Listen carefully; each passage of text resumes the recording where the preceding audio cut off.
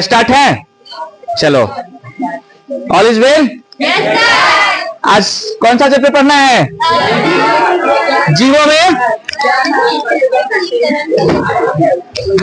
जनन ना, जीवों में जनन। जीव, तुम लोग क्या हो? जीव हो? पवन, जीव हो कि नहीं हो तुम? ठीक है। जीवों में जनन, देखो जनन क्या होता है। पिछले अध्याय में हमने जनन के बारे में थोड़ा बहुत जाने थे, ठीक है।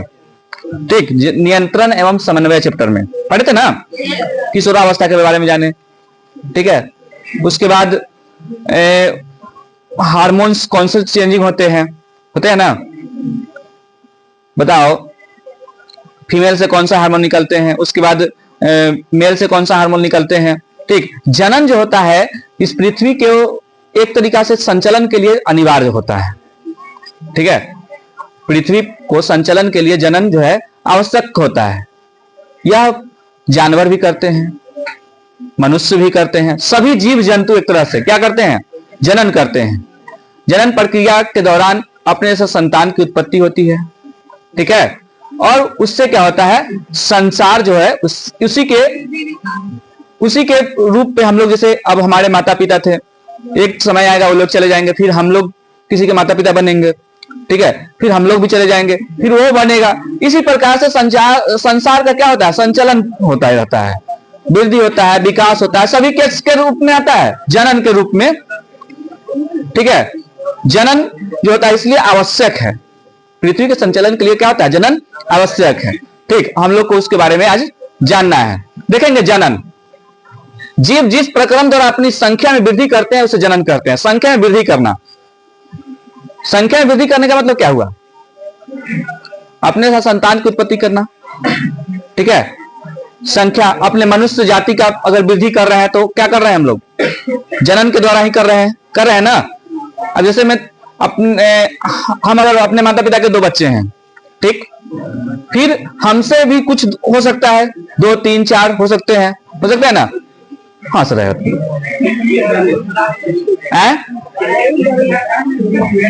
खड़े होकर बोले ना, क्रिकेट टीम, हाँ वो भी हो सकता है, सब पॉसिबल है। लेकिन देखो, अब उतना वृद्धि नहीं कर लेना है कि फिर भविष्य में उसको खाने के लिए हम नहीं दे पाए, ठीक। तो जनन जो होता है आवश्यक है, अपने पीढ़ी दर पीढ़ी को बढ़ाने के लिए जनन क्या है? आवश्यक है, ठीक। यहाँ पे क्या कह रहा है? जीव जिस प्रक्रम द्वारा अपनी संख्या में वृद्धि करते हैं, हम ही नहीं, कुत्ता, बिलाई, बकरी, कुच्छो, भालू, हाथी, शेर, सभी क्या करते हैं? जनन करते हैं, ठीक। पेड़ पौधे में जनन होता है कि नहीं होता है? होता है, उसमें भी जनन होता है। मनुष्य में जनन होता है कि नहीं होता है? तो बताइए, सभी जीव जंतु में क्या होता है? जनन होता है। अब देखो जनन के प्रकार, जनन कितने प्रकार के होते हैं? कौन कौन? अलैंगिक जनन और लैंगिक जनन। अलैंगिक जनन और जनन कितने प्रकार के होते हैं? 2 प्रकार के होते हैं। कितने प्रकार के होते हैं? देखेंगे हुआ जनन, जीवों में जनन मुख्यतः 2 तरीके से संपन्न होता है, लैंगिक जनन और अलैंगिक जनन। लैंगिक जनन और पहला है वो, देखेंगे अलैंगिक जनन। अलैंगिक जनन किसमें होता है? किसमें होता है? उसके बारे में हम अभी जानेंगे। देखो, इसमें जीव सिर्फ एक वेस्ट भाग लेता है, यानी अलैंगिक। अमीबा जो होता है, अमीबा का नाम सुने होंगे आप लोग। अमीबा जो होता है एक कोशिकीय जीव होता है, वह लैंगिक जनन करता है कि अलैंगिक जनन करता है? सालू खड़ी हो जाओ, खड़ी हो जाओ, खड़ी हो जाओ, जाओ क्लास के बाहर जाओ, निकलो बाहर।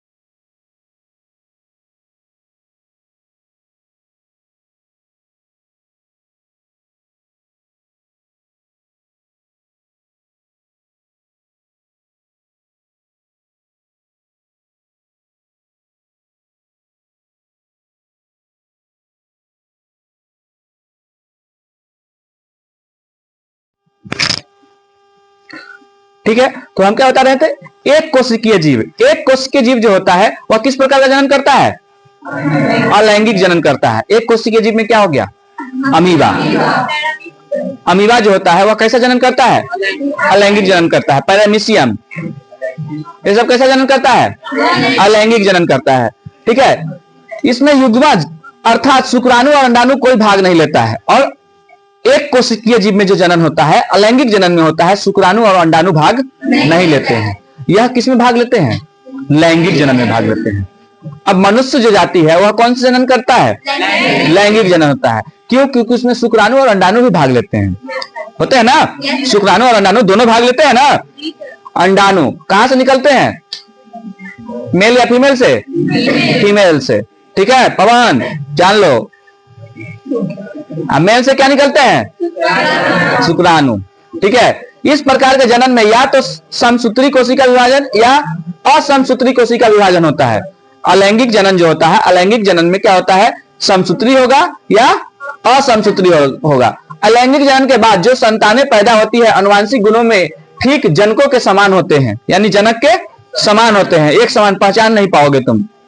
ठीक है, इस प्रकार के जन्म में ज्यादा संख्या में एवं जल्दी से जीव संतानों की उत्पत्ति कर सकते हैं। ज्यादा संख्या में और जल्दी, जितना जल्दी होता है उसमें हो सकता है। इसमें निषेचन की जरूरत नहीं होती है। जब इसमें अंडाणु शुक्राणु भाग ही नहीं लेगा तो इसमें निषेचन की आवश्यकता नहीं पड़ती है। अगर जीवों में अलैंगिक जनन निम्नांकित कई विधियों से संपन्न होते हैं। पहला है विखंडन। विखंडन, अमीबा जो होता है वह दुई विखंडन से अपना जनन करता है। अपने आप को, शरीर को क्या करता है, तोड़ देता है, तोड़ तोड़ के क्या करता है, बांट देता है और सब अमीबा का युवा नहीं चल जाता है। पढ़ाए थे ना पीछे।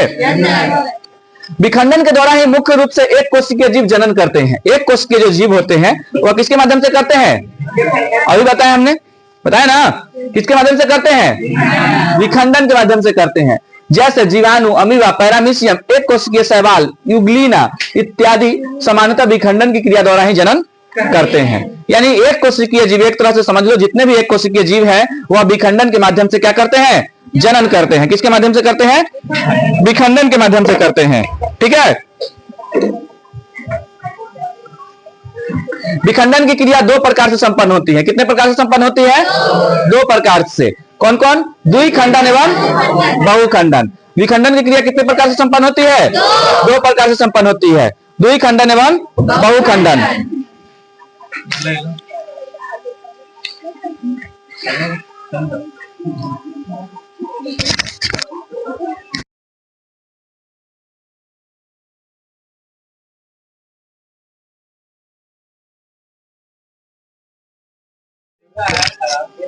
उसको निकाल दिए हैं क्लास से बाहर। चलिए देखेंगे द्विखंडन या द्विविभाजन। द्विखंडन है ना, द्विखंडन या द्विविभाजन वैसा विभाजन जिसके द्वारा एक विशिष्ट से खंडित होकर दो या दो से अधिक निर्मित होते हैं उसे द्विखंडन कहते हैं। या दो या दो से अधिक, द्विखंडन जैसे अमीबा एक से अधिक हो जाता है, टूट के दो से भी अधिक हो जाता है, या क्या हो जाता है, द्विखंडन हो जाता है, द्विखंडन हो जाता है। ठीक है, जैसे जीवाणु, पैरामीशियम, अमीबा, ईस्ट, यूग्लिना आदि द्विखंडन विधि से जनन करते हैं। ये सभी जो होते हैं यह द्विखंडन विधि से जनन करते हैं। ठीक है, अब यह बहुखंडन या बहुविभाजन। बहुखंडन का कहने का मतलब क्या हुआ, बहुत सारा निकल जाएगा, एक, दो, तीन, चार से भी अधिक निकल सकते हैं। ठीक है, बहुखंडन वैसा विभाजन जिसके द्वारा एक विशिष्ट खंडित होकर अनेक विशिष्ट में उत्पत्ति करता है उसे बहुखंडन या बहुविभाजन कहते हैं। क्या कहते हैं, बहुखंडन या बहुविभाजन कहते हैं। बहुखंडन या अमीबा जो होता है, अमीबा जो होता है द्विखंडन भी करता है और बहुखंडन भी करता है, दोनों प्रकार से करते हैं। उसके बाद है प्लाज्मोडियम मलेरिया परजीवी। मलेरिया परजीवी जो होता है ये भी बहुखंडन करता है। देखो एक सारा कितना मच्छर उत्पन्न हो जाता है, लावा से उत्पन्न होता है ना। हाँ, मच्छर का जो अंडा जो होता है, लावा जिसको बोलते हैं, लावा से उत्पन्न होता है। ठीक है, इत्यादि बहुखंडन विधि से जनन करते हैं। ठीक है, अल्लाह मुकुलन। मुकुलन क्या होता है, मुकुलन यह जो होता है हाइड्रा में होता है। हाइड्रा मुकुलन विधि से क्या करता है, जनन करता है। मुकुलन एक प्रकार का अलैंगिक जनन है। कैसा जनन है, अलैंगिक जनन है। मुकुलन भी कैसा जनन है, अलैंगिक जनन है। जो जनक के शरीर से कलिका फूटने या प्रवर्धन निकलने के फलस्वरूप उत्पन्न होते हैं। यह किसमें होता है? ईस्ट। ठीक है, देखो अब एक ईस्ट है और इसमें से देखो यहां से जड़ निकल गया।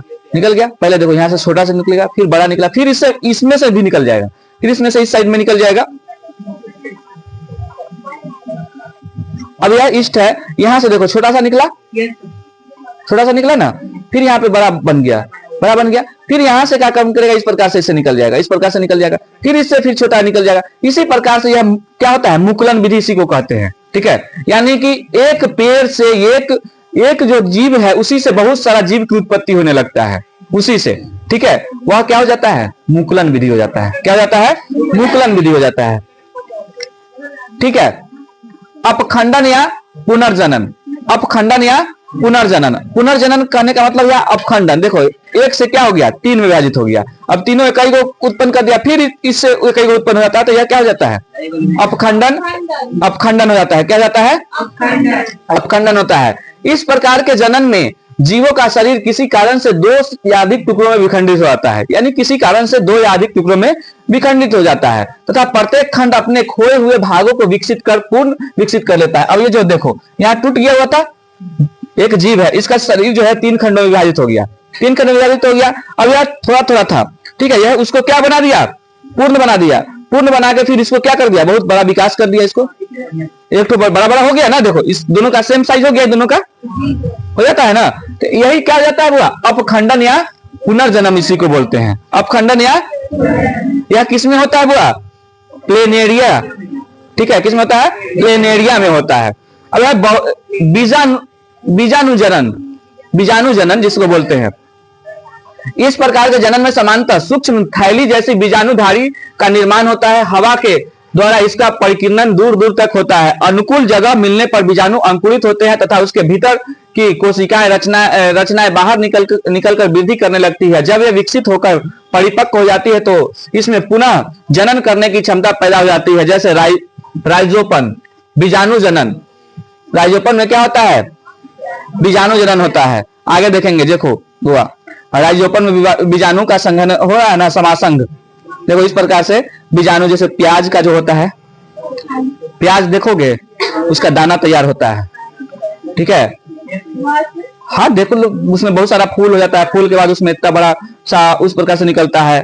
ठीक है, और उससे बीज निकलता है उसी से। ठीक है, उसी को। अगर पौधे में कायिक प्रवर्धन, अब देखते होगे कायिक प्रवर्धन। आलू का पौधा देखे होगे तुम लोग, आलू का पौधा देखे हो? एक आलू में कितना सारा आंख निकलता है? बहुत सारा निकलता है। अलुआ देखे हो? सुथनी, ये सब खाने वाला होता है। अलुआ, सुथनी सब पहले के जमाने में बहुत लोग खाए थे। सुथनी भी होता है, छठ पूजा सब में मिलता है। सुथनी देखोगे बाजार में मिलते रहता है। ठीक है, जनन की वह प्रक्रिया जिसमें पादप शरीर का कोई कायिक या वर्धी भाग जैसे जड़, तना, पत्ती आदि उससे विलग और परिवर्धित होकर नए पौधे का निर्माण करता है, उसे कायिक प्रवर्धन कहते हैं। ठीक है, अब देखो आलू को हम लोग काट के रोप देते हैं, उसमें बहुत सारा आंख निकल जाता है। एक आलू को 3-4 फाक भी कर सकते हैं। ठीक है, 3-4 फाक भी करके और उसको रोपते हैं, फिर उससे बहुत सारा आलू निकल जाता है ना। तो यह कौन सा हो गया? कायिक प्रवर्धन हो गया। अब हम लैंगिक जनन के बारे में आते हैं। लैंगिक जनन कितने प्रकार के होते हैं? कौन कौन? अलैंगिक जनन किसमें होता है? एक कोशिकीय जीव में अलैंगिक होता है। समझ लो, एक सीधा प्रकार से एक कोशिकीय जीव में क्या होता है? अब बहुकोशिकीय जीव में लैंगिक जनन। हम लोग बहुकोशिकीय जीव है कि एक कोशिकीय? बहुकोशिकीय कहने का मतलब सभी कुछ के लिए अलग अलग अंग होते हैं। एक कोशिकीय में एक ही अंग होता है, एक ही शरीर से बना होता है, एक ही रचना होती है उसकी। ठीक है, अब उसमें हम लोग जैसे बहुकोशिकीय है, हाथ का अलग काम है, पैर का अलग काम है, आंख का अलग काम है, मुंह का अलग काम है, सभी का अलग अलग काम होता है ना। तो हम लोग क्या है? बहुकोशिकीय जीव है। हम लोग कैसा जीव है? बहुकोशिकीय जीव है। अब अगर कोई से पूछ देंगे कि एक कोशिकीय हो कि बहुकोशिकीय, तो कोई लड़का पीछे बोलता था ना पिछला क्लास में कि एक कोशिकीय है। तो याद रखना, एक कोशिकीय नहीं हो तुम लोग, बहुकोशिकीय हो। अब देखो लैंगिक जनन, तो बहुकोशिकीय में कौन जनन होता है? लैंगिक। बहुकोशिकीय में अलैंगिक जनन होता है। दिमाग में कहाँ रहता है, ध्यान दो। बहुकोशिकीय में लैंगिक जनन होता है। जनन की वह विधि जिसमें नर एवं मादा भाग लेते हैं उसे लैंगिक जनन कहते हैं। ठीक है, इसमें दो को होना अनिवार्य है, एक मेल और एक फीमेल। ठीक है, इसमें बहुकोशिकीय जो जीव होता है उसमें मेल और फीमेल का होना अनिवार्य है। बहुकोशिकीय जीव जो होता है वह कौन सा जनन करता है? लैंगिक जनन। और लैंगिक जनन में किसका किसका होना अनिवार्य है? मेल और फीमेल। ठीक है, नर एवं मादा। लिंग के आधार पर जीवों दो वर्गों में बांटा गया है, एक लिंगी और द्विलिंगी। इसमें भी होता है, लिंग के आधार पर जो होता है वह दो भागों में बटा हुआ है, एक लिंगी और द्विलिंगी। एक लिंगी के बारे में जानते हैं, वे जीव जिनमें नर और मादा लिंग अलग अलग जीवों में पाया जाता है उसे एक लिंगी कहते हैं। जैसे पपीता, तरबूज, मनुष्य, घोड़ा, बंदर, कबूतर, ये सब कैसा है? एक लिंगी है। ठीक है, उसके बाद द्विलिंगी, वे जीव जिसमें नर और मादा लिंग एक ही ज्येष्ठ में होते हैं उसे द्विलिंगी कहते हैं। जैसे सरसों जो होता है उसमें नर और मादा एक ही में होता है। या फूल हो गया, फूल, उसमें नर और मादा एक ही में होता है। देखियो ना, स्त्री केसर पुंकेसर बना के दिखाते ना चित्र हम, उसमें फूल का जो भाग होता है पुरुष भाग क्या कहलाता है? पुंकेसर। स्त्री केसर मादा भाग कहलाता है। ठीक है, द्विलिंगी वे जीव हो गया। पुष्पी पौधे में लैंगिक जनन। पुष्पी पौधों में क्या होता है? लैंगिक जनन होता है। पुष्पी पौधों में लैंगिक जनन। लैंगिक जनन के लिए पुष्पी पौधों में फूल ही वास्तविक जनन भाग होता है। फूल जो होता है उसका वही क्या होता है? जनन का भाग होता है। पौधे के पुष्प में जनन अंग उपस्थित होते हैं। पौधे के कहां पे जनन अंग उपस्थित होते हैं? पुष्प में। पुष्प यानी कि फूल में। देखो बुआ, हम बताए थे ना, इसका चित्र बनाने के लिए भी मिला था ना। ठीक है, देखो यही है पुंकेसर। पुंकेसर हो गया। अब इसमें देखो वर्तिका और अंडाशय सब क्या है? स्त्री केसर के अंदर आता है। ठीक है, अब यहीं पे दोनों में क्या हो गया? बाह्य दल हो गया, यहाँ अंडाशय हो गया। देखो यहाँ पे अंडाशय हो गया, वर्तिका, यानी कि इसके अंदर एक ही फूल के अंदर दोनों नर और मादा दोनों होते हैं। ठीक है, तो यह क्या हो गया? द्विलिंगी की एक लिंगी? द्विलिंगी हो गया। कैसा हो गया? द्विलिंगी हो गया। अब फूल जिस तने से जुड़ा रहता है वह विर्त कहलाता है। विर्त का ऊपरी फैला हुआ भाग पुष्पासन कहलाता है, जिस पर संपूर्ण पुष्प टिका रहता है, यानी संपूर्ण पूरा फूल उसी पे टिका हुआ रहता है। देखो, हाँ, इसी पे पूरा फूल जो है टिका हुआ रहता है। अब बाह्य दल, देखो पुष्प के 4 भाग होते हैं। क्वेश्चन लिखेंगे, पुष्प के कितने भाग होते हैं? 4 भाग होते हैं। कितने भाग होते हैं? 4 भाग होते हैं।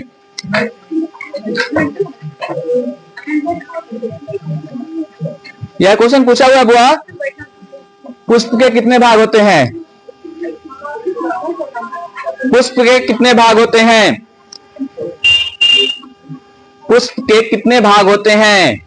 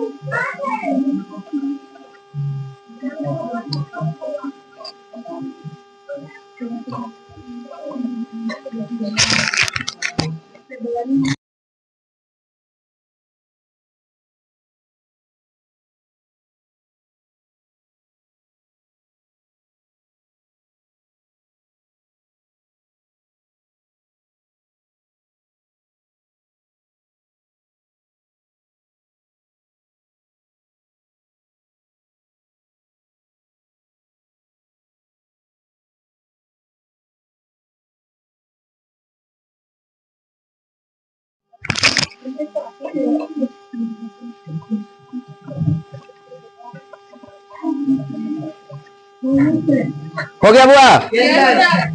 पहला कौन है? बाह्य दल। बाह्य दल पुंज दल पुंज, पुमंग और जायंग। पुमंग और बाह्य दल पुंज के बारे में देखेंगे। पुष्प का सबसे बाहरी भाग क्या होता है? इसका रंग कैसा होता है? हरा होता है। ठीक है बुआ, देखो बाह्य दल हो गया ना। क्वेश्चन एक लिखेंगे,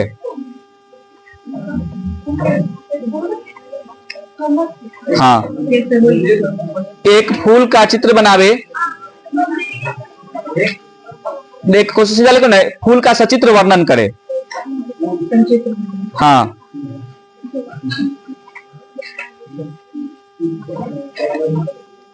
फूल का सचित्र वर्णन करे। ठीक है, फिगर बना के पूरा वर्णन करना है सभी के बारे में। हाँ ठीक है, पहला जो है बाह्य दल। बाह्य दल का रंग कैसा होता है बुआ? हरा रंग का होता है। ठीक है, पुष्प का कौन सा भाग होता है? सबसे बाहरी भाग कौन होता है? बाह्य दल पुंज होता है। बाह्य दल पुंज होता है। दल पुंज, बाह्य दल पुंज का ऊपरी भाग होता है, यह रंगीन होता है। कैसा होता है? देख लो बुआ, ऊपरी भाग जो होता है वह रंगीन होता है। ठीक है, पुमंग, यह पुष्प का नर भाग है। पुमंग या पुंकेसर, पुमंग या पुंकेसर कौन होता है? पुष्प का नर भाग। नर भाग जो होता है उसको क्या कहते हैं? पुमंग या पुंकेसर। क्या कहते हैं? पुमंग या पुंकेसर कहते हैं। ठीक है, इसमें आगे देखेंगे, इसमें लंबी लंबी रचनाएं पाई जाती है जिसे पुंकेसर कहते हैं। पुमंग में ही जो लंबी लंबी रचनाएं पाई जाती है उसे क्या कहते हैं? देखो भाई, यही लंबी लंबी रचनाएं हैं, वही क्या कहलाता है? पुंकेसर कहलाता है। अड़हुल का फूल देखना होगा, उसमें सब कुछ। अब देखो, पुमंग के दो भाग होते हैं। तंतु, तंतु जो होते हैं यह लचीला, पतला, लंबा तथा डोरे के समान होता है और पुष्पासन से जुड़ा होता है। किससे जुड़ा होता है? दूसरा है पराग कोष। तंतु के अग्रभाग पराग कोष कहलाता है। इसके अंदर पराग कण होते हैं जो निषेचन में महत्वपूर्ण भूमिका निभाते हैं। ठीक है, क्या होता है? निषेचन में महत्वपूर्ण भूमिका निभाते हैं। वह जायांग। जायांग चौथा भाग क्या होता है? फूल का जायांग होता है। जायांग जो होता है यह मादा भाग होता है। कौन सा भाग होता है? मादा भाग होता है। यह पौधे का मादा भाग होता है। यह कई स्त्री केसर से मिलकर बना होता है, यानी कई को स्त्री केसर इसके अंदर आता है, जिसमें स्त्री केसर अंडाशय, वर्तिका और वर्तिकाग्र में बटे होते हैं। अब यह फूल का रचना बना लेना है आप लोग को, इस फूल का, और इसके बाद में इसके पूरे भागों को वर्णन कर देना है, चारों का। ठीक है, अब है लैंगिक जनन। ठीक है, लैंगिक जनन जो है कल हम आपको पढ़ा देंगे। पवन